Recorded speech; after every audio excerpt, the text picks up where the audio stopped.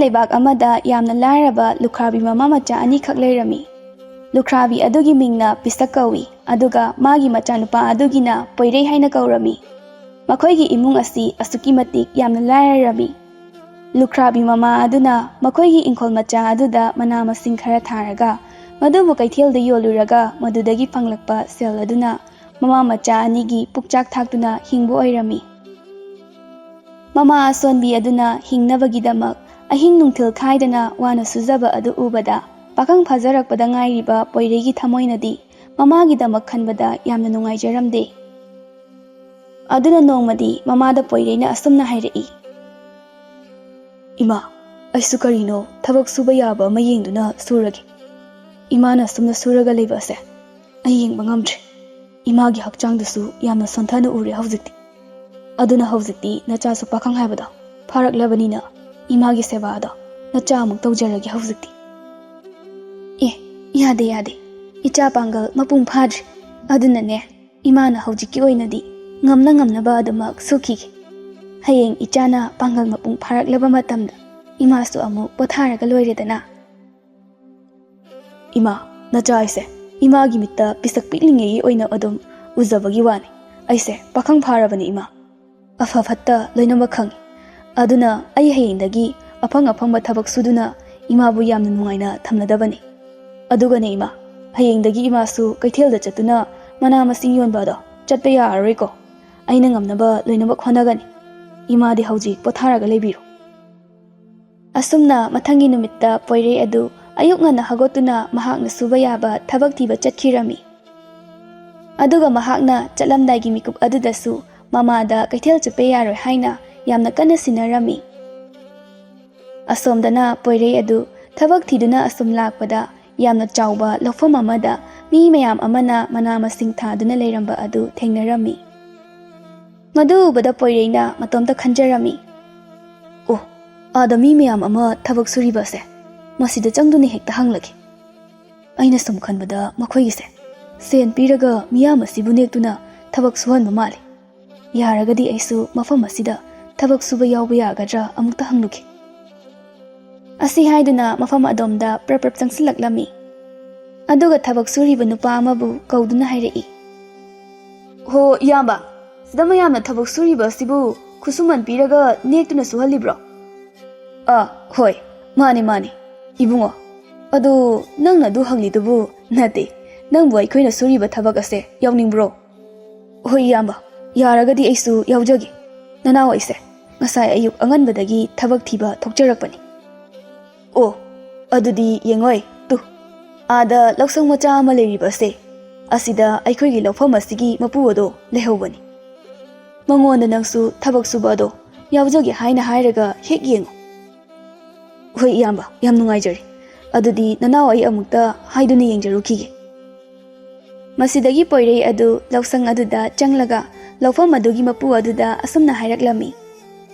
Khura, sida mayamna thabak sunariba ase nachasu yawjageba. Ibungo, nangbu kanagi machano ne namingna kari kauge. Khura, aise leikidraba ibotongi machanu pani aduga imingna Poirei kawi. Ihe tada ibotongi macha oireko. Fare nangnabu yawge hairadi ngasidagi oina hekta yawba hawrone. Ado tawbadadi aigi asida thabak suba yawge hairabadi nungtigi ayuk ngana mafam asida laktuna thabak sugadabani. Aduga thabak subada chilhaw thibadi aidi yaroiko. Hoi khura, ai khudingmak ngamnabu honajagani. Asumna namit adudagi hauna Poirei adu ahal adugi lawfam aduda thabak suba yawrami. Poireigi mathauda mabuning changba mathauna leiba hotnaba kanba aduda lawfam adugi mapu adunasu mahakpu yamna nushina tawbirami. Aduga matam leiba khibikta Poireida afaba paukta kaya amasu haibirami. Aduga sel haiba ase kamdongna paigadage kamaina tawraga paigadage aduga kamaina tawraga ina khungadage haibana chingbasu tambirami. Aduga Poireina ahal adugi pauktak adu lawraga magi nungti phanglakpa khusuman adudagi kharadi mahakna lona kana khangandana tungsinjarami. Nongma Poireina thabak suduna leiringai ꯂꯧꯐꯝ ꯑꯗꯨꯒꯤ ꯃꯄꯨ ꯑꯗꯨꯅ ꯄꯣꯏꯔꯩꯗ ꯍꯥꯏꯔꯛꯏ꯫ ꯏꯕꯨꯡꯉꯣ ꯄꯣꯏꯔꯩ, ꯑꯩꯗꯤ ꯏꯆꯥꯅ ꯊꯕꯛ ꯁꯨꯕ ꯑꯁꯦ ꯌꯦꯡꯕ ꯑꯣꯟꯊꯣꯛꯅ ꯅꯨꯡꯉꯥꯏꯈ꯭ꯔꯦ꯫ ꯅꯄꯥꯡꯒꯜꯅ ꯃꯔꯣꯜ ꯑꯃ ꯀꯜꯂꯤꯕ, ꯑꯇꯩ ꯊꯕꯛ ꯁꯨꯔꯤꯕ ꯃꯌꯥꯝ ꯑꯁꯤꯗꯒꯤ ꯏꯆꯥꯅ ꯁꯨꯕꯅ ꯍꯦꯟꯅ ꯄꯨꯛꯅꯤꯡ ꯑꯁꯦ ꯂꯨꯝꯃꯤꯅꯦ ꯅꯪꯒꯤ ꯈꯨꯔꯥꯗꯤ꯫ ꯈꯨꯔꯥꯅ ꯅꯨꯡꯁꯤꯕꯤꯗꯨꯅ ꯅꯆꯥꯕꯨ ꯄꯪꯍꯥꯏꯗ ꯍꯥꯏꯕꯤꯔꯤ꯫ ꯑꯗꯨꯒꯤ ꯋꯥ ꯅꯠꯇꯦꯗ, ꯅꯪꯒꯤ ꯈꯨꯔꯥꯅ ꯍꯥꯏꯔꯤꯁꯦ ꯑꯁꯦꯡꯕ ꯑꯆꯨꯝꯕ ꯋꯥꯐꯝ ꯑꯗꯨꯅꯤꯅꯦ꯫ ꯑꯗꯣ ꯅꯪꯕꯨ ꯅꯨꯄꯤ ꯑꯉꯥꯡꯒꯁꯦ ꯊꯤꯖꯤꯟꯕꯒꯤ ꯋꯥꯈꯜꯒ ꯂꯩꯇꯕ꯭ꯔꯥ ꯍꯥꯏꯕꯅꯤꯗ, ꯁꯦꯟꯅ ꯇꯥꯜꯂꯒ ꯑꯗꯨꯝ ꯂꯩꯔꯤꯗꯣ ꯅꯪꯕꯣ? ꯈꯨꯔꯥ, ꯑꯗꯨꯒꯤꯁꯨ ꯃꯇꯝ ꯂꯥꯛꯈꯤꯅꯤꯗ꯫ ꯍꯧꯖꯤꯛꯁꯦ ꯅꯆꯥ ꯑꯩꯍꯥꯛꯁꯦ ꯐꯤꯕꯝ ꯑꯃ ꯏꯆꯥ ꯆꯥꯗ꯭ꯔꯤ ꯇꯧꯕꯅꯤ꯫ ꯍꯌꯦꯡ ꯑꯩꯅ ꯈꯔ ꯁꯥꯐꯔꯛꯂꯒ ꯑꯣꯏꯅ ꯇꯧꯔꯒꯦ ꯅꯨꯄꯤꯒꯤ ꯋꯥꯈꯜ ꯑꯗꯨꯗꯤ꯫ ꯍꯣꯏꯗ ꯑꯗꯨꯕꯨꯗꯤ ꯏꯆꯥꯗꯤ ꯋꯥꯈꯜ ꯇꯥꯕꯅꯤꯗ꯫ ꯑꯗꯣ ꯅꯪꯕꯨ ꯁꯦꯜ ꯊꯨꯝꯒ ꯈꯔꯗꯤ ꯇꯨꯡꯁꯤꯟꯖꯔꯕꯣ? ꯍꯣꯏ ꯈꯨꯔꯥ, ꯈꯨꯔꯥꯅ ꯇꯥꯛꯄꯤꯕꯗꯒꯤ ꯑꯩꯅ ꯂꯅꯥꯏꯒꯤ ꯑꯣꯏꯕ ꯁꯦꯟ ꯈꯔꯁꯨ ꯇꯨꯡꯁꯤꯟꯖꯔꯦ꯫ ꯑꯗꯣ ꯑꯩꯅ ꯇꯨꯡꯁꯤꯟꯖꯔꯤꯕ ꯁꯦꯟ ꯑꯗꯣ ꯑꯆꯧꯕ ꯃꯄꯨꯡ ꯐꯥꯕ ꯁꯦꯟꯐꯝ ꯑꯃ ꯑꯣꯏꯔꯛꯂꯕ ꯀꯥꯟꯗ ꯑꯩꯁꯨ ꯂꯧꯐꯝ ꯃꯆꯥ ꯑꯃꯇꯪ ꯍꯥꯟꯅ ꯂꯩꯒꯦ ꯅꯤꯡꯉꯤ ꯈꯨꯔꯥ꯫ ꯃꯗꯨꯗꯤ ꯌꯥꯝꯅ ꯐꯕ ꯋꯥꯐꯝꯅꯤꯅꯦ ꯏꯕꯣ꯫ ꯂꯧꯐꯝ ꯑꯃ ꯂꯩꯔꯗꯤ ꯏꯇꯩꯃꯒ ꯅꯪꯒꯁꯨ ꯅꯨꯡꯉꯥꯏꯅ ꯍꯤꯡꯕ ꯌꯥꯔꯅꯤ꯫ ꯍꯣꯏ ꯈꯨꯔꯥ, ꯃꯗꯨꯇꯅꯤ ꯑꯩꯅ ꯈꯟꯖꯔꯤꯕ ꯑꯁꯤꯁꯨ꯫ ꯋꯥꯖꯔꯛꯂꯕ ꯏꯃꯥ ꯑꯁꯤꯇꯕꯨ ꯅꯨꯡꯉꯥꯏꯅ ꯊꯝꯕ ꯉꯝꯂꯕꯗꯤ ꯑꯩꯒꯤ ꯅꯤꯡꯖꯕ ꯑꯁꯤꯁꯨ ꯊꯨꯡꯂꯦ ꯍꯥꯏꯅ ꯈꯟꯖꯒꯗꯧꯔꯤꯕꯅꯤ꯫ ꯑꯁꯨꯝꯅ ꯃꯇꯝ ꯈꯔꯒꯤ ꯇꯨꯡꯗꯗꯤ ꯄꯣꯏꯔꯩꯅ ꯌꯥꯝꯅ ꯀꯟꯅ ꯍꯣꯠꯅꯖꯕꯗꯒꯤ ꯃꯍꯥꯛꯀꯤ ꯇꯨꯡꯁꯤꯟꯖꯕ ꯁꯦꯜ ꯑꯗꯨꯅ ꯂꯧꯐꯝ ꯑꯃꯕꯨ ꯂꯩꯕ ꯉꯝꯖꯔꯝꯃꯤ꯫ ꯑꯗꯨꯅ ꯍꯧꯖꯤꯛꯇꯤ ꯄꯣꯏꯔꯩ ꯑꯗꯨ ꯃꯤꯒꯤ ꯂꯧꯐꯝꯗ ꯊꯕꯛ ꯁꯨꯕ ꯑꯗꯨꯁꯨ ꯇꯣꯛꯈ꯭ꯔꯦ꯫ ꯃꯍꯥꯛꯀꯤ ꯅꯧꯅ ꯂꯩꯖꯕ ꯂꯧꯐꯝ ꯑꯗꯨꯗ ꯑꯣꯏꯅ ꯃꯄꯨꯛꯅꯤꯡ ꯆꯪꯅ ꯃꯥꯏ ꯑꯣꯟꯁꯤꯟꯕ ꯍꯧꯈ꯭ꯔꯦ꯫ ꯑꯗꯨꯒ ꯃꯇꯝ ꯏꯀꯨꯏ ꯀꯨꯏꯗꯅ ꯃꯍꯥꯛꯁꯨ ꯃꯥꯒꯤ ꯂꯧꯐꯝ ꯑꯗꯨꯗꯒꯤ ꯃꯍꯩ ꯃꯔꯣꯡ ꯀꯌꯥ ꯑꯃꯕꯨ ꯄꯨꯊꯣꯛꯄ ꯉꯝꯖꯗꯨꯅ ꯁꯦꯟ ꯃꯌꯥꯝ ꯑꯃꯕꯨ ꯇꯥꯟꯁꯤꯟꯖꯕ ꯉꯝꯂꯛꯂꯝꯃꯤ꯫ ꯑꯗꯨꯕꯨ ꯃꯍꯥꯛꯅ ꯇꯨꯡꯁꯤꯟꯖꯔꯤꯕ ꯁꯦꯜ ꯃꯌꯥꯝ ꯑꯗꯨ ꯀꯅꯥ ꯑꯃꯠꯇꯗꯗꯤ ꯍꯥꯏꯗꯣꯛꯂꯝꯗꯦ꯫ ꯃꯥꯕꯨ ꯍꯦꯛ ꯄꯣꯛꯂꯤꯕ ꯃꯃꯥꯗ ꯐꯥꯎꯕ ꯍꯥꯏꯗꯣꯛꯇꯅ ꯌꯥꯝꯅ ꯂꯣꯟꯅ ꯑꯃꯗꯤ ꯆꯦꯛꯁꯤꯟꯅ ꯊꯝꯖꯔꯝꯃꯤ꯫ ꯅꯣꯡꯃ ꯃꯍꯥꯛꯅ ꯂꯧꯐꯝꯗ ꯊꯕꯛ ꯁꯨꯗꯨꯅ ꯂꯩꯔꯤꯉꯩ ꯃꯥꯒ ꯌꯥꯝꯅ ꯂꯨꯅ ꯇꯤꯟꯅꯖꯕ ꯂꯩꯀꯥꯏꯒꯤ ꯃꯃꯥꯟꯅꯕ ꯆꯥꯎꯔꯦꯜ ꯑꯗꯨ ꯃꯍꯥꯛꯀꯤ ꯃꯅꯥꯛꯇ ꯂꯥꯛꯂꯝꯃꯤ꯫ ꯄꯣꯏꯔꯩꯅꯁꯨ ꯆꯥꯎꯔꯦꯜꯕꯨ ꯎꯕꯗ ꯌꯥꯝꯅ ꯍꯔꯥꯎꯅ ꯍꯥꯏꯔꯛꯏ꯫ ꯏꯇꯥꯎ, ꯀꯨꯏꯔꯦꯗ ꯎꯗꯕ, ꯂꯥꯛꯑꯣ ꯁꯣꯝꯗ ꯂꯥꯛꯑꯣ꯫ ꯑꯗꯣ ꯅꯪꯕꯨ ꯀꯔꯝ ꯀꯥꯟꯗ ꯌꯨꯝꯗ ꯍꯜꯂꯛꯏꯕ? ꯏꯇꯥꯎ, ꯑꯩꯕꯨꯗꯤ ꯉꯔꯥꯡ ꯍꯜꯂꯛꯄꯅꯤ꯫ ꯑꯗꯣ ꯅꯪꯅ ꯁꯨꯃꯥꯏꯅꯒ ꯂꯧꯐꯝ ꯃꯆꯥ ꯑꯃ ꯂꯩꯔꯒ ꯌꯥꯝꯅ ꯐꯖꯅ ꯍꯣꯠꯅꯗꯨꯅ ꯂꯩꯔꯝꯕ ꯑꯁꯤ ꯎꯕꯗ ꯑꯩ ꯌꯥꯝ ꯅꯨꯡꯉꯥꯏ꯫ ꯑꯗꯣ ꯅꯪꯒꯤ ꯂꯂꯣꯟꯕ ꯆꯠꯄ ꯑꯗꯨꯕꯨ ꯍꯟꯗꯛꯇꯤ ꯁꯦꯟꯗꯣꯡ ꯀꯌꯥꯝ ꯂꯩꯔꯛꯀꯦꯕ? ꯏꯇꯥꯎ, ꯍꯟꯗꯛꯇꯤ ꯁꯦꯟꯗꯣꯡ ꯌꯥꯝꯅ ꯐꯪꯂꯛꯇꯦꯗ꯫ ꯑꯣ, ꯌꯥꯔꯦꯁꯦ, ꯈꯔꯕꯨ ꯐꯪꯂꯗꯤ ꯌꯥꯔꯕꯅꯤ꯫ ꯑꯗꯣ ꯍꯣꯔꯦꯟꯗꯤ ꯅꯪ ꯂꯥꯛꯄꯒꯤ ꯅꯨꯡꯉꯥꯏꯕ ꯐꯣꯡꯗꯣꯛꯄ ꯑꯣꯏꯅ ꯑꯩꯈꯣꯏꯗ ꯆꯥꯛ ꯆꯔꯥ ꯑꯃꯗꯤ ꯆꯥꯁꯤꯗꯅ꯫ ꯍꯣꯏ ꯌꯥꯏꯌꯦ, ꯑꯗꯣ ꯍꯣꯔꯦꯟ ꯆꯥꯅꯕ ꯉꯥꯗꯨꯗꯤ ꯑꯩꯅ ꯑꯣꯏꯅ ꯂꯩꯔꯛꯑꯒꯦ꯫ ꯌꯥꯔꯣꯏ, ꯑꯩ ꯑꯗꯨꯝ ꯂꯩꯒꯦ꯫ ꯑꯩꯁꯨ ꯍꯟꯗꯛꯇꯤ ꯂꯧꯐꯝ ꯃꯆꯥ ꯑꯁꯤꯃ ꯂꯩꯕꯗꯒꯤ ꯃꯍꯩ ꯃꯔꯣꯡ ꯃꯌꯥꯝ ꯑꯃ ꯄꯨꯊꯣꯛꯂꯒ ꯁꯦꯜ ꯊꯨꯝ ꯈꯔꯁꯨ ꯑꯗꯨꯝ ꯈꯣꯝꯖꯔꯦ꯫ ꯑꯗꯨꯗꯤ ꯌꯥꯝꯅ ꯐꯕ ꯋꯥꯐꯝꯅꯤꯅꯦ꯫ ꯑꯩꯁꯨ ꯂꯂꯣꯟꯕ ꯆꯠꯄꯁꯦ ꯇꯣꯛꯂꯒ ꯅꯪꯒꯤ ꯁꯨꯃꯥꯏꯅ ꯑꯣꯏꯅ ꯂꯧ ꯏꯪꯈꯣꯜ ꯂꯩꯔꯒ ꯍꯣꯠꯅꯔꯁꯤꯔ ꯈꯪꯗ꯭ꯔꯦꯗ꯫ ꯀꯩꯒꯤꯅꯣ ꯍꯥꯏꯁꯤꯕꯣ? ꯂꯧ ꯏꯪꯈꯣꯜ ꯍꯣꯠꯅꯕꯕꯨꯗꯤ ꯂꯂꯣꯟꯕ ꯆꯠꯄ ꯑꯗꯨꯅ ꯍꯦꯟꯅ ꯀꯥꯟꯅꯔꯤꯗꯨꯗꯤ, ꯑꯗꯨꯒ ꯁꯦꯜ ꯊꯣꯛꯄꯁꯨ ꯃꯗꯨꯅ ꯍꯦꯜꯂꯤꯕꯅꯤ꯫ ꯇꯧꯕꯒꯤꯕꯨꯗꯤ ꯅꯪꯒꯤ ꯊꯕꯛ ꯑꯗꯨꯅꯗꯤ ꯌꯨꯝꯗ ꯂꯩꯕꯕꯨꯗꯤ ꯁꯪꯗꯦ꯫ ꯏꯇꯥꯎ, ꯌꯨꯝꯗ ꯂꯩꯕ ꯐꯪꯗꯕ ꯑꯗꯨꯒꯤꯁꯨ ꯑꯣꯏꯔꯦ꯫ ꯑꯗꯨꯒ ꯑꯩꯈꯣꯏꯅ ꯂꯂꯣꯟꯕ ꯆꯠꯂꯤꯕꯅꯤꯗꯣ, ꯑꯩꯅ ꯆꯠꯂꯤꯁꯤꯁꯨ ꯄꯣꯠ ꯆꯩ ꯃꯌꯥꯝ ꯑꯗꯨꯕꯨ ꯄꯨꯔꯒ ꯎꯃꯪ ꯋꯥꯃꯪ ꯃꯌꯥꯝ ꯑꯃ ꯐꯥꯎꯔꯒ ꯆꯠꯂꯤꯕꯅꯤꯗꯣ꯫ ꯑꯗꯨꯅ ꯀꯔꯤꯒꯨꯝꯕ ꯃꯇꯝꯗꯁꯨ ꯃꯤ ꯐꯠꯇꯕꯁꯤꯡꯒ ꯊꯦꯡꯅꯔꯒ ꯑꯩꯈꯣꯏꯗꯒꯤ ꯁꯦꯜ ꯊꯨꯝ ꯄꯣꯠ ꯆꯩꯁꯤꯡ ꯑꯁꯦ ꯃꯨꯜꯍꯧꯒꯗ꯭ꯔꯥ ꯍꯥꯏꯅꯁꯨ ꯄꯥꯈꯠꯂꯤꯕꯅꯤ꯫ ꯑꯗꯨꯕꯨ ꯍꯧꯖꯤꯛ ꯐꯥꯎꯕꯒꯤ ꯑꯣꯏꯅꯗꯤ ꯑꯗꯨꯒꯨꯝꯕ ꯂꯥꯏꯕꯛ ꯊꯤꯕ ꯊꯧꯗꯣꯛ ꯑꯗꯨꯗꯤ ꯑꯩꯉꯣꯟꯗꯗꯤ ꯊꯣꯛꯇ꯭ꯔꯤ꯫ ꯃꯔꯝ ꯑꯁꯤꯗꯒꯤ ꯑꯩꯁꯨ ꯂꯂꯣꯟꯕ ꯑꯁꯦ ꯇꯣꯛꯂꯒ ꯅꯪꯒꯤ ꯁꯨꯃꯥꯏꯅ ꯂꯧ ꯏꯪꯈꯣꯜ ꯑꯣꯏꯅ ꯍꯣꯠꯅꯔꯁꯤꯔ ꯍꯥꯏꯅ ꯈꯜꯂꯛꯂꯤꯕꯅꯤꯅꯦ꯫ ꯍꯣꯏ, ꯑꯗꯣ ꯑꯃꯕꯨ ꯑꯣꯏꯔꯦ ꯍꯣꯔꯦꯟ ꯆꯥꯛ ꯆꯥꯅ ꯈꯟꯅꯔꯁꯦ꯫ ꯑꯗꯣ ꯂꯥꯛꯑꯣ, ꯌꯨꯝꯗ ꯀꯥꯔꯁꯦ, ꯑꯗꯨꯒꯅꯦ ꯀꯔꯤꯅꯣ ꯈꯟꯅꯔꯨꯔꯁꯤ꯫ ꯑꯁꯨꯝꯅ ꯃꯇꯝ ꯈꯔꯁꯨ ꯍꯧꯈ꯭ꯔꯦ꯫ ꯍꯧꯖꯤꯛꯇꯤ ꯆꯥꯎꯔꯦꯜꯁꯨ ꯄꯣꯏꯔꯩꯅ ꯂꯩꯔꯤꯕ ꯂꯧꯐꯝ ꯑꯗꯨꯒ ꯍꯦꯛ ꯊꯪꯅꯅ ꯃꯥꯒꯤꯁꯨ ꯂꯧꯐꯝ ꯑꯃ ꯂꯩꯔꯒ ꯃꯗꯨꯗ ꯃꯍꯩ ꯃꯔꯣꯡ ꯀꯌꯥ ꯑꯃ ꯊꯥꯕ ꯍꯧꯈ꯭ꯔꯦ꯫ ꯄꯤꯛꯂꯤꯉꯩꯗꯒꯤ ꯍꯧꯅ ꯅꯨꯡꯁꯤ ꯆꯥꯟꯅꯅ ꯂꯣꯏꯅꯔꯛꯄ ꯃꯔꯨꯞ ꯑꯣꯏꯕꯅ ꯑꯃꯒ ꯑꯃꯒ ꯀꯔꯝꯕ ꯇꯧꯁꯤꯒꯦ ꯍꯥꯏꯅ ꯋꯥꯇꯥꯅꯗꯨꯅ ꯃꯈꯣꯏ ꯑꯅꯤ ꯑꯗꯣ ꯌꯥꯝꯅ ꯅꯨꯡꯁꯤꯅꯅ ꯂꯣꯏꯅꯔꯝꯃꯤ꯫ ꯅꯥꯀꯟ ꯑꯃꯔꯣꯝꯗꯅ ꯄꯣꯏꯔꯩꯗꯤ ꯃꯍꯥꯛꯅ ꯃꯇꯝ ꯀꯨꯏꯅꯗꯒꯤ ꯇꯨꯡꯁꯤꯟꯖꯔꯛꯄ ꯁꯦꯟ ꯃꯌꯥꯝ ꯑꯗꯣ ꯍꯧꯖꯤꯛꯇꯤ ꯃꯄꯨꯡ ꯃꯔꯩ ꯐꯥꯔꯛꯇꯨꯅ ꯌꯥꯝꯅ ꯌꯥꯝꯂꯕ ꯁꯦꯟꯐꯝ ꯑꯃ ꯑꯣꯏꯔꯛꯂꯝꯃꯤ꯫ ꯑꯗꯨꯕꯨ ꯃꯍꯥꯛꯅ ꯁꯦꯟ ꯃꯌꯥꯝ ꯑꯗꯨꯒꯤ ꯃꯔꯝꯗꯗꯤ ꯀꯅꯥ ꯑꯃꯠꯇꯗ ꯈꯪꯍꯟꯕꯗꯤ ꯅꯠꯇꯦ꯫ ꯅꯣꯡꯃ ꯊꯦꯡꯂꯕ ꯑꯍꯤꯡꯒꯤ ꯃꯇꯝ ꯑꯃꯗ ꯄꯣꯏꯔꯩ ꯑꯗꯨ ꯃꯍꯥꯛꯅ ꯃꯇꯝ ꯀꯨꯏꯅꯗꯒꯤ ꯇꯨꯡꯁꯤꯟꯖꯔꯛꯄ ꯁꯦꯟ ꯃꯌꯥꯝ ꯑꯗꯨ ꯄꯨꯊꯣꯛꯂꯒ ꯑꯃꯃꯝꯇ ꯑꯣꯏꯅ ꯃꯁꯤꯡ ꯊꯤꯕ ꯍꯧꯔꯛꯂꯝꯃꯤ꯫ ꯁꯦꯟ ꯃꯌꯥꯝ ꯑꯗꯨ ꯃꯁꯤꯡ ꯊꯤꯅ ꯊꯤꯅ ꯃꯍꯥꯛꯅ ꯃꯇꯣꯝꯇ ꯋꯥꯈꯜ ꯀꯌꯥ ꯑꯃꯁꯨ ꯈꯟꯖꯔꯝꯃꯤ꯫ ꯑꯣ, ꯃꯇꯝ ꯑꯃꯗꯗꯤ ꯏꯃꯥꯒ ꯑꯩꯈꯣꯏ ꯑꯅꯤꯁꯦ ꯏꯈꯨꯠꯇ ꯂꯨꯄꯥ 10 ꯐꯥꯎꯕ ꯄꯥꯏꯖꯕ ꯉꯝꯂꯝꯗꯕꯅꯤꯀꯣ꯫ ꯏꯃꯥꯅ ꯑꯦꯟꯁꯥꯡ ꯃꯅꯥ ꯃꯁꯤꯡ ꯌꯣꯟꯗꯨꯅ ꯏꯃꯨꯡ ꯑꯁꯦ ꯄꯨꯔꯤꯉꯩ ꯃꯇꯝꯗꯗꯤ ꯆꯔꯥ ꯍꯦꯟꯕꯁꯨ ꯀꯣꯡꯒꯥꯏ ꯑꯃꯅꯤ꯫ ꯑꯗꯨꯕꯨ ꯍꯧꯖꯤꯛꯇꯤ ꯌꯦꯡꯉꯨ, ꯌꯥꯝꯈ꯭ꯔꯕ ꯁꯦꯜ ꯃꯌꯥꯝ ꯑꯁꯦ ꯑꯩꯒꯤ ꯑꯣꯏꯔꯦꯅꯦꯀꯣ꯫ ꯃꯪꯗ ꯐꯥꯎꯕ ꯑꯁꯨꯝꯅ ꯑꯣꯏꯔꯛꯀꯅꯤ ꯍꯥꯏꯕ ꯑꯁꯤꯗꯤ ꯑꯩꯗꯤ ꯊꯥꯕꯨ ꯊꯥꯖꯔꯨꯗꯦ꯫ ꯑꯁꯤ ꯍꯥꯏꯗꯨꯅ ꯃꯊꯃꯣꯏꯗ ꯌꯥꯝꯅ ꯆꯥꯎꯊꯣꯛꯆꯕ ꯑꯃꯁꯨ ꯐꯥꯎꯖꯔꯝꯃꯤ꯫ ꯑꯗꯨꯕꯨ ꯊꯪꯅꯕ ꯃꯤꯀꯨꯞꯇ ꯃꯍꯥꯛꯀꯤ ꯋꯥꯈꯜꯗ ꯀꯔꯤꯒꯨꯝꯕ ꯑꯀꯤꯕ ꯑꯃꯁꯨ ꯑꯃꯨꯛ ꯐꯥꯎꯔꯛꯂꯝꯃꯤ꯫ ꯉꯥꯏꯈꯣ, ꯑꯩ ꯁꯦꯜ ꯃꯌꯥꯝ ꯑꯃ ꯂꯩꯔꯦ ꯍꯥꯏꯗꯨꯅ ꯍꯔꯥꯎꯔꯨꯕ ꯌꯥꯗ꯭ꯔꯤꯁꯦ ꯀꯔꯤꯒꯨꯝꯕ ꯑꯩꯒꯤ ꯏꯐꯝꯗ ꯑꯁꯨꯛ ꯌꯥꯝꯅ ꯌꯥꯝꯈ꯭ꯔꯕ ꯁꯦꯜꯁꯤꯡ ꯑꯁꯦ ꯂꯩꯔꯦ ꯍꯥꯏꯕ ꯈꯪꯈ꯭ꯔꯕꯗꯤ ꯐꯠꯇꯕ ꯃꯤꯑꯣꯏꯁꯤꯡꯅ ꯑꯩꯒꯤ ꯁꯦꯟꯁꯦ ꯍꯨꯔꯥꯟꯕꯤꯕꯁꯨ ꯌꯥꯔꯤ ꯄꯣꯠꯅꯤ꯫ ꯑꯗꯨꯗꯤ ꯑꯩ ꯍꯧꯖꯤꯛ ꯀꯔꯤ ꯇꯧꯒꯅꯤ? ꯑꯩꯒꯤ ꯁꯦꯜ ꯃꯌꯥꯝ ꯑꯁꯤ ꯃꯇꯧ ꯀꯝꯗꯧꯅ ꯀꯅꯥꯁꯨ ꯈꯪꯍꯟꯗꯅ ꯆꯦꯛꯁꯤꯟꯅ ꯂꯣꯟꯅ ꯊꯝꯒꯅꯤ? ꯑꯩꯕꯨ ꯏꯇꯥꯎ ꯆꯥꯎꯔꯦꯜꯒ ꯋꯥꯐꯝ ꯑꯁꯤꯒꯤ ꯃꯇꯥꯡꯗ ꯋꯥꯇꯥꯅꯔꯨꯁꯤꯔꯅꯦ?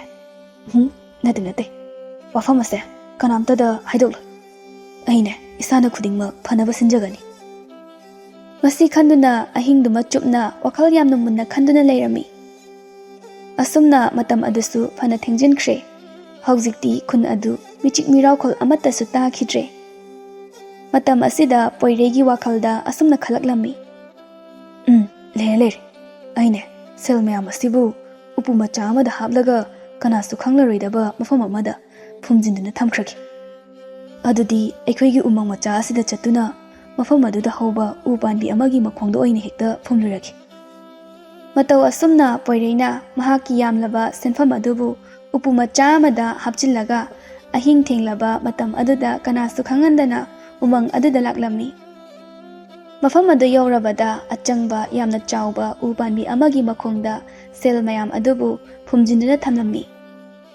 ꯑꯗꯨꯒ ꯑꯃꯨꯛꯁꯨ ꯃꯍꯥꯛꯀꯤ ꯅꯥꯛ ꯌꯦꯠꯇ ꯀꯅꯥ ꯀꯅꯥ ꯂꯩꯕꯒꯦ ꯍꯥꯏꯅꯁꯨ ꯌꯦꯡꯂꯝꯃꯤ꯫ ꯀꯅꯥꯁꯨ ꯂꯩꯕ ꯎꯗ꯭ꯔꯕ ꯑꯗꯨꯗ ꯄꯣꯏꯔꯩ ꯑꯗꯣ ꯋꯥꯈꯜ ꯌꯥꯝꯅ ꯅꯨꯡꯉꯥꯏꯅ ꯃꯍꯥꯛꯀꯤ ꯌꯨꯝꯗ ꯑꯃꯨꯛ ꯍꯜꯂꯛꯂꯝꯃꯤ꯫ ꯑꯗꯨꯕꯨ ꯃꯍꯥꯛꯅ ꯍꯜꯂꯛꯄ ꯃꯇꯝꯗꯗꯤ ꯃꯈꯣꯏꯒ ꯌꯨꯝ ꯊꯪꯅꯅ ꯂꯩꯕꯤ ꯅꯨꯄꯤ ꯑꯃ ꯉꯟꯇꯥꯅ ꯇꯨꯝꯕ ꯍꯧꯒꯠꯇꯨꯅ ꯂꯩꯔꯝꯕ ꯑꯗꯣ ꯃꯍꯥꯛꯅ ꯊꯦꯡꯅꯔꯝꯃꯤ꯫ ꯅꯨꯄꯤ ꯑꯗꯨꯅꯁꯨ ꯄꯣꯏꯔꯩꯕꯨ ꯎꯕꯗ ꯌꯥꯝꯅ ꯉꯛꯅ ꯍꯪꯂꯛꯏ꯫ ꯍꯩꯃꯥ ꯄꯣꯏꯔꯩ, ꯅꯪꯗꯤ ꯑꯣꯟꯊꯣꯛꯅꯁꯨ ꯉꯟꯅ ꯍꯧꯒꯠꯂꯝꯃꯦꯗꯅ꯫ ꯑꯩꯁꯨ ꯐꯅ ꯉꯟꯅꯗꯤ ꯍꯧꯒꯠꯄ꯭ꯔ ꯅꯤꯡꯕꯅꯤ, ꯑꯗꯨꯕꯨ ꯅꯪꯅ ꯍꯥꯜꯂꯝꯃꯦꯗꯅ꯫ ꯅꯠꯇꯦ, ꯅꯪꯕꯨ ꯀꯗꯥꯏ ꯆꯠꯂꯨꯏꯅꯣ?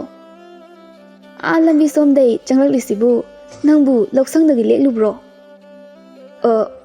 ꯂꯦꯛꯇꯦꯗ ꯏꯇꯩꯃ, ꯑꯩꯁꯦ ꯉꯁꯤꯗꯤ ꯇꯨꯝꯕ ꯌꯥꯗ꯭ꯔꯗꯨꯅ ꯃꯤꯀꯞ ꯉꯟꯇꯥ ꯍꯦꯛ ꯊꯣꯛꯂꯛꯄꯗꯒꯤ ꯂꯧꯐꯝꯗ ꯉꯥꯏꯍꯥꯛ ꯆꯠꯇꯨꯅ ꯌꯦꯡꯂꯨꯕꯅꯤꯗ꯫ ꯑꯣ, ꯅꯪꯅ ꯅꯊ꯭ꯋꯥꯏ ꯌꯥꯎꯅ ꯂꯧꯐꯝ ꯑꯗꯨꯕꯨ ꯍꯣꯠꯅꯖꯔꯤꯕ ꯑꯗꯨꯅꯅꯦ ꯏꯅꯦꯒ ꯅꯈꯣꯏ ꯑꯅꯤꯁꯨ ꯅꯣꯡꯃꯗꯤ ꯌꯥꯝ ꯅꯨꯡꯉꯥꯏ ꯌꯥꯏꯐꯅ ꯄꯥꯜꯂꯛꯈꯤꯅꯤꯗ꯫ ꯍꯣꯏ ꯏꯇꯩꯃ, ꯃꯇꯝ ꯑꯗꯨꯅꯤ ꯅꯅꯥꯎꯅ ꯉꯥꯏꯖꯔꯤꯕꯁꯤꯁꯨ꯫ ꯑꯁꯤ ꯍꯥꯏꯔꯝꯂꯒ ꯄꯣꯏꯔꯩꯁꯨ ꯃꯌꯨꯝꯗ ꯑꯗꯨꯃꯛ ꯆꯪꯂꯛꯂꯦ꯫ ꯑꯗꯨꯒ ꯅꯨꯄꯤ ꯑꯗꯨꯁꯨ ꯃꯥꯒꯤ ꯇꯧꯒꯗꯕ ꯃꯊꯧ ꯑꯗꯨ ꯑꯗꯨꯃꯛ ꯇꯧꯗꯨꯅ ꯂꯩꯍꯧꯔꯦ꯫ ꯍꯧꯖꯤꯛꯇꯤ ꯄꯣꯏꯔꯩ ꯑꯗꯨ ꯃꯍꯥꯛꯀꯤ ꯋꯥꯈꯜ ꯑꯗꯨ ꯏꯌꯥꯡ ꯍꯦꯛ ꯌꯥꯡꯊꯣꯛꯂꯝꯃꯤ꯫ ꯃꯍꯥꯛꯅ ꯃꯥꯒꯤ ꯁꯦꯟ ꯃꯌꯥꯝ ꯑꯗꯨꯕꯨ ꯀꯅꯥꯁꯨ ꯈꯪꯍꯟꯗꯅ ꯃꯐꯝ ꯑꯃꯗ ꯆꯦꯛꯁꯤꯟꯅ ꯊꯝꯈ꯭ꯔꯦ ꯈꯜꯂꯨꯕꯗ ꯃꯍꯥꯛ ꯌꯥꯝꯅ ꯍꯔꯥꯎꯖꯔꯝꯃꯤ꯫ ꯑꯗꯨꯒ ꯃꯈꯥ ꯇꯥꯅ ꯃꯥꯒꯤ ꯂꯧꯐꯝꯗ ꯊꯕꯛ ꯑꯗꯨ ꯑꯗꯨꯃꯛ ꯂꯦꯞꯇꯨꯅ ꯁꯨꯔꯝꯃꯤ꯫ ꯅꯣꯡꯃ ꯄꯣꯏꯔꯩ ꯑꯃꯗꯤ ꯆꯥꯎꯔꯦꯜ ꯑꯅꯤꯅ ꯃꯥꯒꯤ ꯂꯧꯐꯝꯗ ꯊꯕꯛ ꯁꯨꯗꯨꯅ ꯂꯩꯔꯤꯉꯩ ꯀꯗꯣꯝꯗꯒꯤꯅꯣ ꯈꯪꯍꯧꯗꯅ ꯋꯥꯈꯜ ꯆꯣꯏꯔꯕ ꯑꯉꯥꯎꯕ ꯑꯃ ꯃꯈꯣꯏꯒꯤ ꯂꯧꯐꯝ ꯑꯗꯨ ꯇꯝꯅ ꯆꯦꯟꯁꯤꯜꯂꯛꯂꯝꯃꯤ꯫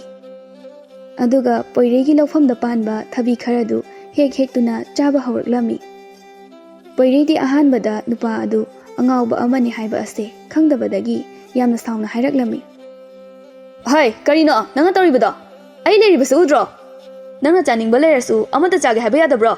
ꯍꯦꯔꯥ, ꯃꯤ ꯑꯁꯨꯛ ꯌꯥꯝꯅ ꯎꯁꯤꯠꯇꯕ ꯌꯣꯝꯄꯥꯛ ꯑꯁꯤꯅ ꯌꯥꯟꯊꯠꯀꯦ ꯂꯩꯔꯝꯃꯨ ꯅꯪ꯫ ꯑꯗꯨꯕꯨ ꯑꯉꯥꯎꯕ ꯑꯗꯨꯗꯤ ꯄꯣꯏꯔꯩꯅ ꯍꯥꯏꯔꯤꯕ ꯑꯗꯨ ꯀꯔꯤꯁꯨ ꯇꯥꯕꯤꯗꯦ꯫ ꯃꯥꯒꯤ ꯊꯣꯛꯄ ꯊꯧꯋꯥ ꯏꯁꯥ ꯁꯥꯗꯅ ꯊꯕꯤ ꯑꯗꯨꯕꯨ ꯍꯦꯛ ꯍꯦꯛꯇꯨꯅ ꯆꯥꯔꯤ꯫ ꯃꯁꯤꯗꯒꯤ ꯄꯣꯏꯔꯩꯅ ꯑꯉꯥꯎꯕ ꯑꯗꯨꯒꯤ ꯃꯈꯨꯠ ꯑꯗꯨ ꯇꯥꯞ ꯂꯥꯎꯅ ꯐꯥꯔꯒ ꯃꯃꯥꯏ ꯑꯗꯨꯗ ꯑꯃꯨꯔꯛ ꯑꯅꯤꯔꯛ ꯈꯨꯄꯥꯛꯅ ꯊꯥꯕ ꯍꯧꯔꯛꯂꯝꯃꯤ꯫ Tauriba matau ase Chaurelsu khara laptakna urakpadagi mahaksu yamna thuna Poireigi manakta changsilaklami. Aduga Poireibu khamjinduna hairei. As itaw, amukta tathokone nangbo. Nupa asidi mimana draba wakal choiraba angawba amani itaw. Ha, kaino, nangna haiduba. Aoiba maki mahak asibu angawbrane. Hoi, mani itaw, nupa asini. Tuminaw angawba haina miyamna hainaribado. Oh, aidi magi maming asibudi hana takre. Adubu masakti amukta ukhidribanina mahakpusu aina khupangna amuru anirakti thadokre. As, ontona nungai khidrida. He angawba, nangai buwaraganuko. Sese, thabi ase, nabuk thana charo. Asumna Poireina thabi kharado hektuna Tombinaw angawba aduda pibirami. Angawba adusu thabi adubu puraga yamna harauna chatkirami. Mahaki matau adubu yenglaga Poireina makatana amuk hairei. Ado itaw, masigi angawba se, masak matausu phana phajna ui. Mafi marol asina marol ama naliba. Nate, magi sibu kari tawbadagi ngawkhrijano. Aikhaina sum tabadadi itaw, mahak ase yamna ina kaira khunba imungi machani hai. Aduga mahaki macha masusing adusu yamna ina kaira khunna hawjiksu leiri haini. Aduga mana ngawkhriba sibudi magi apangbu wakhal yawdaba thodok amadaginida. Ha, kari karambu wakhal yawdaba thodokno hairisibo. Ho aduburo manane mahaki yamlaba senpham amabu uzaw amagi makhongda phumlaga thamuba mali. Ado mahana thamlamba sel mayam adudi laikai miyamna uhoba yawbadagi huran bikre hai. Aduna mahaki sel mayam aduna hikmang khibadagi mahakase wakhalna laiman oiduna asumna angawba ama oikibane haini itaw. Adubu wari ase achumbara phagiradi khangde. Adubu ahal laman singnadi asumaya loina haine. Poireidi angawba asigi wari asi tarubadagi mahakna tawkiba thabak adu khangning ningsinglaklammi. Haujik mahaki thamoidasu mana ujaw amagi makhongda phumjinlamba senyam adu manglamgadra haina akiba kaya ama phawraklami. Aduna mahak wakhal amada tumina mangduna leikre. Mataw aduda Chaurel namuk hairei. Itaw, kaidawrage nangbo? Tumina amuk leikriduna. Ha, kaisitawdeda. Sum wakhal amada ngahak tawrure. Is, nangdi kay wakhalda tawruriba?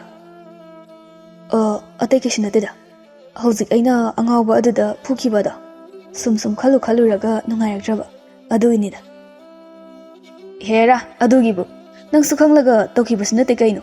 Khangdaduna tawkibabu kaisu kaidese. Adui sarukpudine nungsase kangkhalaktringaida nangi thabak asidum loisinabu hanaw. Poireisu hoi haiduna mahaki thabak adu makhatana suba hawkre. Adubu mahaki wakhal adudi mana lochilamba senfam adugi wakhalda aduma khanduna leikre. Mahak hauji kari taksige haina khanbada khanfam khalaktre. Asumna mayumda halaklabasu mahaki wakhal aduda adumna khanduna leibana machi khudingi mangmangduna leirami. Machanupagi honglakliba mataw adu ubada bisakna tapna hairei. Imagi Poire, nangbu kari tawba yawrage wakhal ado inung nungaitana uriba aduba. Ima, ay kaisu tawdeda. Nangna karisu tawde hairabasu nangi maithongda tariba mami adunadi nang kari kumbu wakhal amada mangduna leire haiba ase utli. Aduna hayo, nangi nungaitaba ado karino imada sengna hayo. Ima leiriba ase ichagi damakdanine. Poirei mahakna tawkriba thabak adugi maramdadi mamada haidokninglamde. Aduna wafam adu nakoinana asumna hairei. Ima, aina karigumba amabu aingondagi yamna lapna thamluri. Adubu haujikti aina thamluriba pochak ado mangkhrabra natraga leiribra haibado aina khangninglakle. Masigi wakhal asidani nachana ungduna leiribase.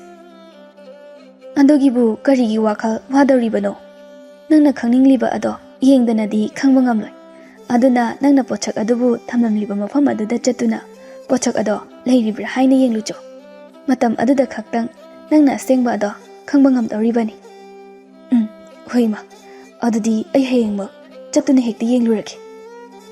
Mathangi numitni Poirei ayuk ngana hagotuna mahakna sel mayam amabu ꯐꯨꯝꯂꯝꯕ ꯃꯐꯝ ꯑꯗꯨ ꯇꯝꯅ ꯂꯥꯛꯂꯝꯃꯤ꯫ ꯃꯇꯝ ꯑꯗꯨꯃꯛꯇꯤ ꯑꯌꯨꯛꯀꯤ ꯑꯉꯟꯕ ꯃꯇꯝ ꯑꯣꯏꯕꯅ ꯀꯅꯥꯁꯨ ꯍꯧꯒꯠꯅꯔꯝꯗꯦ꯫ ꯑꯗꯨꯒ ꯄꯣꯏꯔꯩꯁꯨ ꯃꯐꯝ ꯑꯗꯨꯗ ꯌꯧꯗꯨꯅ ꯃꯍꯥꯛꯅ ꯁꯦꯜ ꯃꯌꯥꯝ ꯑꯗꯨꯕꯨ ꯐꯨꯝꯖꯤꯟꯈꯤꯕ ꯎꯖꯥꯎ ꯑꯗꯨꯒꯤ ꯃꯈꯣꯡꯗ ꯍꯣꯒꯥꯏꯔꯒ ꯁꯦꯜ ꯃꯌꯥꯝ ꯑꯗꯨꯕꯨ ꯂꯩꯔꯤꯕ꯭ꯔꯥ ꯍꯥꯏꯅ ꯌꯦꯡꯂꯛꯂꯝꯃꯤ꯫ ꯑꯗꯨꯕꯨ ꯐꯅ ꯂꯨꯅ ꯍꯣꯒꯥꯏꯔꯒ ꯌꯦꯡꯂꯕ ꯐꯥꯎꯕ ꯃꯍꯥꯛꯀꯤ ꯁꯦꯜ ꯑꯗꯨꯗꯤ ꯃꯐꯝ ꯑꯗꯨꯗ ꯂꯩꯔꯝꯗ꯭ꯔꯦ꯫ ꯃꯇꯧ ꯑꯗꯨꯗ ꯄꯣꯏꯔꯩ ꯑꯗꯣ ꯃꯁꯥꯗ ꯌꯥꯝꯅ ꯄꯥꯈꯠꯄ ꯑꯃꯗꯤ ꯆꯔꯥꯡꯅꯕ ꯀꯌꯥ ꯑꯃꯁꯨ ꯐꯥꯎꯔꯛꯂꯝꯃꯤ꯫ ꯑꯗꯨꯒ ꯃꯇꯣꯝꯗꯁꯨ ꯍꯥꯏꯖꯔꯝꯃꯤ, ꯀꯩꯅꯣꯅꯦ, ꯑꯩꯕꯨ ꯃꯐꯝ ꯑꯁꯤꯗꯅꯤꯗ ꯐꯨꯝꯖꯤꯟꯗꯨꯅ ꯊꯝꯂꯝꯕ ꯑꯗꯨꯕꯨ, ꯑꯁ, ꯀꯅꯥꯃꯛꯅꯕꯨ ꯂꯧꯈ꯭ꯔꯕꯖꯥꯠꯅꯣ?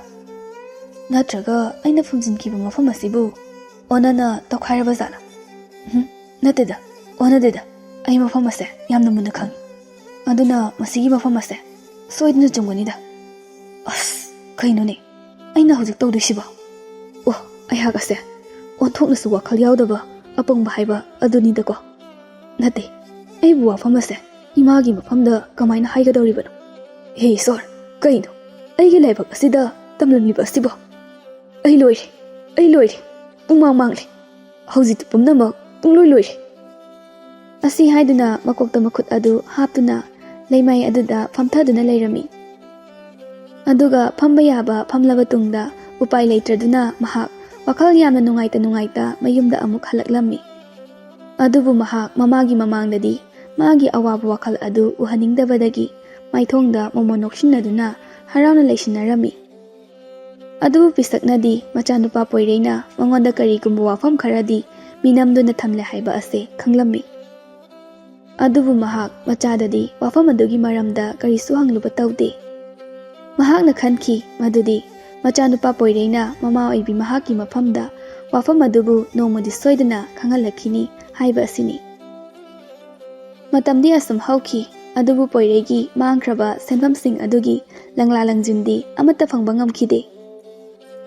ꯑꯗꯨꯒ ꯄꯣꯏꯔꯩ ꯑꯗꯨ ꯍꯧꯖꯤꯛꯇꯤ ꯃꯥꯒꯤ ꯃꯥꯡꯈ꯭ꯔꯕ ꯁꯦꯟ ꯃꯌꯥꯝ ꯑꯗꯨꯒꯤ ꯋꯥꯈꯜꯗ ꯃꯍꯥꯛꯁꯨ ꯑꯉꯥꯎꯕ ꯑꯃꯒꯨꯝ ꯃꯆꯤ ꯈꯨꯗꯤꯡꯗ ꯎꯪꯗꯨꯅ ꯂꯩꯔꯝꯃꯤ꯫ ꯑꯗꯨꯒ ꯃꯍꯥꯛ ꯆꯥꯛ ꯏꯁꯤꯡ ꯐꯥꯎꯕ ꯅꯤꯡꯊꯤꯅ ꯆꯥꯈꯤꯗꯕꯁꯨ ꯀꯨꯏꯔꯛꯂꯦ꯫ ꯃꯇꯧ ꯑꯁꯤꯗ ꯃꯃꯥ ꯏꯕꯦꯝꯃ ꯄꯤꯁꯛꯅ ꯄꯣꯏꯔꯩꯒꯤ ꯃꯇꯥꯎ ꯆꯥꯎꯔꯦꯜꯕꯨ ꯃꯌꯨꯝꯗ ꯀꯧꯗꯨꯅ ꯑꯁꯨꯝꯅ ꯍꯥꯏꯔꯝꯃꯤ, ꯏꯕꯨꯡꯉꯣ ꯆꯥꯎꯔꯦꯜ, ꯍꯟꯗꯛ ꯃꯔꯛ ꯅꯪꯒꯤ ꯅꯇꯥꯎ ꯑꯁꯦ ꯃꯑꯣꯡ ꯑꯃ ꯏꯇꯧ ꯇꯧꯏ, ꯃꯆꯤ ꯈꯨꯗꯤꯡꯗ ꯎꯪꯗꯨꯅꯇ ꯂꯩ꯫ ꯑꯗꯨꯒ ꯃꯍꯥꯛꯅ ꯆꯥꯛ ꯏꯁꯤꯡꯒꯁꯦ ꯐꯖꯅ ꯆꯥꯔꯛꯇ꯭ꯔꯤꯁꯦ ꯀꯨꯏꯔꯛꯂꯦ꯫ ꯏꯃꯥꯅ ꯃꯉꯣꯟꯗ ꯀꯔꯤ ꯇꯧꯔꯕꯒꯦ ꯍꯪꯉꯕꯁꯨ ꯃꯥꯗꯤ ꯀꯩꯁꯨ ꯇꯧꯗꯦ ꯍꯥꯏꯅ ꯍꯦꯛꯇ ꯈꯨꯝꯂꯛꯏ꯫ ꯑꯗꯨꯅꯅꯦ, ꯅꯪꯅ ꯑꯃꯨꯛꯇ ꯊꯦꯝꯅꯧꯔꯒ ꯅꯇꯥꯎꯒꯤ ꯊꯃꯣꯏꯗ ꯂꯩꯔꯤꯕ ꯑꯋꯥꯕ ꯑꯁꯦ ꯀꯔꯤꯅꯣ ꯍꯥꯏꯕ ꯑꯗꯣ ꯑꯃꯨꯛꯇ ꯈꯪꯗꯣꯔꯛꯎ꯫ ꯍꯣꯏ ꯏꯃꯥ, ꯑꯩ ꯑꯃꯨꯛꯇ ꯍꯪꯗꯨꯅ ꯌꯦꯡꯈꯤꯒꯦ꯫ ꯑꯩꯅꯁꯨ ꯃꯍꯥꯛ ꯑꯁꯦ ꯍꯟꯗꯛꯇꯤ ꯂꯧꯐꯝꯗ ꯏꯂꯥꯛ ꯂꯥꯛꯈꯤꯗ꯭ꯔꯦ ꯍꯥꯏꯅ ꯈꯜꯂꯦꯕ꯫ ꯑꯗꯣ ꯏꯃꯥ, ꯃꯥꯕꯨ ꯀꯥꯏꯗ ꯂꯩꯒꯦ?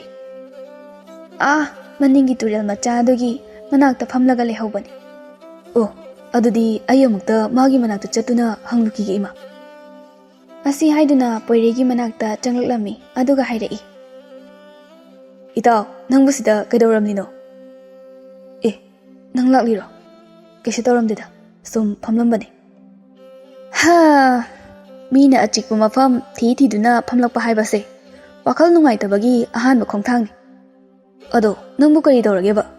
ꯏꯃꯥꯅ ꯍꯥꯏꯕꯗ ꯅꯪꯁꯦ ꯍꯟꯗꯛꯇꯤ ꯎꯪꯗꯅ ꯂꯩ ꯍꯥꯏ, ꯑꯗꯨꯒ ꯆꯥꯛꯁꯨ ꯅꯤꯡꯊꯤꯅ ꯆꯥꯗꯕꯁꯨ ꯀꯨꯏꯔꯦ ꯍꯥꯏꯁꯦ ꯅꯪꯕꯨ ꯀꯩ ꯇꯧꯔꯒꯦꯕ? ꯏꯇꯥꯎ, ꯑꯩ ꯀꯔꯤ ꯍꯥꯏꯒꯗꯕꯅꯣ ꯈꯪꯗ꯭ꯔꯦꯗ꯫ ꯀꯩꯅꯣ, ꯍꯦꯛꯇ ꯍꯥꯏꯌꯨ, ꯀꯩꯗꯧꯒꯦ? ꯊꯃꯣꯏꯒꯤ ꯑꯣꯏꯕ ꯑꯋꯥꯕ ꯄꯣꯠꯂꯨꯝ ꯑꯗꯨꯗꯤ ꯃꯤꯉꯣꯟꯗ ꯂꯤꯊꯣꯛꯂꯒ ꯇꯝꯊꯣꯛꯂꯒ ꯑꯋꯥꯕ ꯑꯗꯣ ꯐꯕꯅꯤ꯫ ꯅꯪꯒꯤꯗꯃꯛ ꯑꯩ ꯂꯩꯔꯤꯁꯤꯗꯤ꯫ ꯃꯁꯤꯗꯒꯤ ꯄꯣꯏꯔꯩꯅ ꯇꯧꯈꯤꯕ ꯊꯕꯛ ꯑꯗꯨꯒꯤ ꯃꯔꯝꯗ ꯆꯥꯎꯔꯦꯜꯒꯤ ꯃꯐꯝꯗ ꯋꯥꯔꯤ ꯂꯤꯗꯨꯅ ꯈꯪꯍꯜꯂꯝꯃꯤ꯫ ꯋꯥꯐꯝ ꯑꯗꯨꯕꯨ ꯃꯍꯥꯛꯅ ꯌꯥꯝꯅ ꯃꯨꯟꯅ ꯇꯥꯔꯕꯒꯤ ꯇꯨꯡꯗ ꯇꯞꯅ ꯑꯃꯨꯛ ꯍꯥꯏꯔꯛꯏ, ꯑꯗꯨꯗꯤ ꯏꯇꯥꯎ, ꯅꯪ ꯃꯐꯝ ꯑꯗꯨ ꯆꯨꯝꯅꯗꯤ ꯌꯦꯡꯉꯤꯀꯣ? ꯏꯇꯥꯎ, ꯆꯨꯝꯃꯤ. ꯑꯩ ꯃꯐꯝ ꯑꯗꯣ ꯌꯥꯝꯅ ꯃꯨꯟꯅ ꯈꯪꯏ. ꯑꯗꯨꯅ ꯀꯔꯤꯁꯨ ꯑꯣꯟꯅꯔꯝꯂꯣꯏ. ꯑꯗꯨꯒ ꯑꯩꯅ ꯁꯦꯟ ꯃꯌꯥꯝ ꯑꯃ ꯐꯨꯝꯖꯤꯟꯈꯤꯕ ꯃꯐꯝ ꯑꯗꯨꯗ ꯀꯅꯥ ꯑꯃꯠꯇ ꯎꯍꯧꯕ ꯅꯠꯇꯦ. ꯑꯍꯤꯡ ꯊꯦꯡꯂꯕ ꯃꯇꯝ ꯑꯗꯨꯗꯅꯤ ꯑꯩꯅ ꯆꯠꯂꯒ ꯁꯦꯜꯁꯤꯡ ꯑꯗꯣ ꯐꯨꯝꯖꯤꯜꯂꯨꯔꯤꯕꯗꯣ. ꯑꯁ, ꯑꯩ ꯃꯊꯥ ꯌꯥꯝ ꯁꯥꯏꯗ. ꯑꯩꯁꯦ ꯋꯥꯈꯜ ꯌꯥꯝꯅ ꯌꯥꯎꯗꯕ ꯍꯥꯏꯕꯗꯨꯅꯤ. ꯑꯉꯥꯎꯕ ꯇꯣꯝꯕꯤꯅꯧ ꯑꯗꯨꯒꯤ ꯊꯧꯗꯣꯛ ꯑꯗꯨꯃꯛꯅꯤ ꯑꯩꯉꯣꯟꯗ ꯊꯣꯛꯂꯤꯕꯁꯦ. ꯑꯗꯨꯒ ꯋꯥꯐꯝ ꯑꯁꯦ ꯑꯩꯅ ꯏꯃꯥꯒꯤ ꯃꯐꯝꯗ ꯈꯪꯍꯟꯕꯁꯨ ꯄꯥꯝꯗꯦ. Aduna aina ngasi fauba awaba ase itanda khangduna leirkhibani. Nangi warise nungsu yam nungaite adongai ko aikhoi ani mafam madu chatlaga amutanga hana yenglukisi. Lo hojima khekta chatuni yenglusi. Asamna haina duna makhoi ani punna poireina sen phungkiba mafam aduda laklami. Masidagi chaurelna mafam adugi akoibaduda yamna kupthana yengduna leirami aduga hairei. Nang mafam ase chumdi chumi koita. Hoiba chumimi. Adudi sen ase kananabu laramgadoinone. Mafam asidi mi pong taba mafam sunate. Aduga nangna ahingi matamdo oina phumjinkibasu oibana kanana su haude hairi. Aduga sa kainadi kaishu oiramlar. Adubu ita aina khandadadi nangna kana su haude haina khallabasu kanagumba miyoi amanadi nangi aronbado soidna khanglamgani. Adunani mahakna nangi senase huran krib. Ado lo soida sum leibana kanaba kaishu phang. Aikhoi ani kadaidana machalaga oiba yaba thabak ama amata khanarusi. Asi haina duna makhoi ani makoi tural achawa adugi torban tamna laklami. Mafam aduda makhoi gi leikai adugi loksing leiba angang nupa macha tomthin adusu ising sanaraga leirami. Chaurel na tomthin bu ubada hairei. Tomthin nangni turel asida natomdo kari toramliba. Taton kaishu tawdeda sum ising sanaramani. Ising sanaramini kaina. Nang lamyam hele ko. Hai, aduga ne, turin mapan aduwaida adum sanu ko. Turin ge aru mafam adom damu chatkinu ko. Hoi taton. Masidagi chaurel amadi poiresu angang adugi manak aduwaida pamthaduna wari sanaba hawraklami. Itaw, nangsu angang machadongna wakhalada yamna yawmande ko. Nangna sen mayamada mina huran kini khalasu lawfamla ingkhola natraga nga yukpa yaba pukhri amara kaino lawba yai. Aisu madusu khalaudrini ta. Hais ngaiko ngasai nangna selfumame haiba uzawada nimpanbi oigum tawbani. Hoi mani nimpanbini. Adudi nimpanbigi marase thainadi hidak langthak semnabada sisinai hainabani. Aduna maiba maibinaga hidak semnaba nimpanbi adugi marado tawkhairaga lokthokhiba zala. Matam aduda nangi sena dusu thengaduna huran kiba oiramgadaba mali. Itaw hojikse thainagi matam adusu nate kananabu kamaina tawramdoinoda. Hoini adusu chumini. Hojikse thainagi dumaina mana masingna hidak langthakase semnakhidrine ko. Ado nangna sen hapkiba upu adubu kayamukti chawge. Pangchaw chawbudi nateda mi amana adum pairaga puba yaba upu bakshi machani. Ngasaidagi tumina ising sanaraga leiramba tomthin ado tapna chaurelda hanglai. Taton kai matangi warino noina sanariduba upu bakshiga paliduba. Aduro nangi ta poiregi ne yamna luba pochei khara yawba upu bakshi macha ama mangre hayi. Adugini aikhoina khanarimliba ase.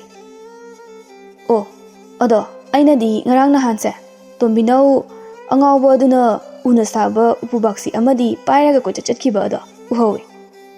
Aduga mahaki makhutasu sel mayam ama pairaga chaiduna sanakhibani. Aikhoisu mana sel mayam ama chaithorokpa adudagi sel kharasu khulawi.